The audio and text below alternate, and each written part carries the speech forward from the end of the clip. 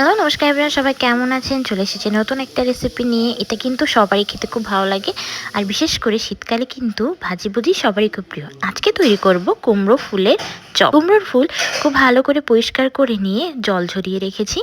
এখন এটাকে ব্যাটারে ডুবিয়ে ভাজতে হবে। ব্যাটারের জন্য প্রথমেই প্রায় 1.5 কাপ পরিমাণ বেসন নিয়ে নিয়েছি, আর 1/2 কাপ পরিমাণ চালের গুঁড়া একসাথে মিক্স করে নিই। এখন এর মধ্যে 1/2 চামচ হলুদ গুঁড়া, 1/2 চামচ লাল মরিচের গুঁড়া, আর 1 চিমটি কালো জিরা, আর এর সাথে স্বাদ মতো নুন অ্যাড করে দেব।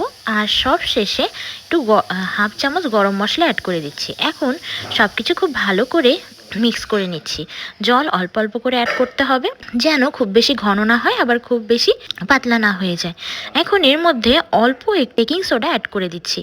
এখন জল দিয়ে খুব ভালো করে মিক্স করে নিয়ে একটা ব্যাটার তৈরি করছি। দেখুন ব্যাটারের কনসিস্টেন্সি এমন হবে। এখন কড়াইতে তেল গরম হয়ে গেলে কুমড়োর ফুলগুলো ভালো করে ব্যাটারে ডুবিয়ে কড়াইতে ডিপ ফ্রাই করে নিচ্ছি।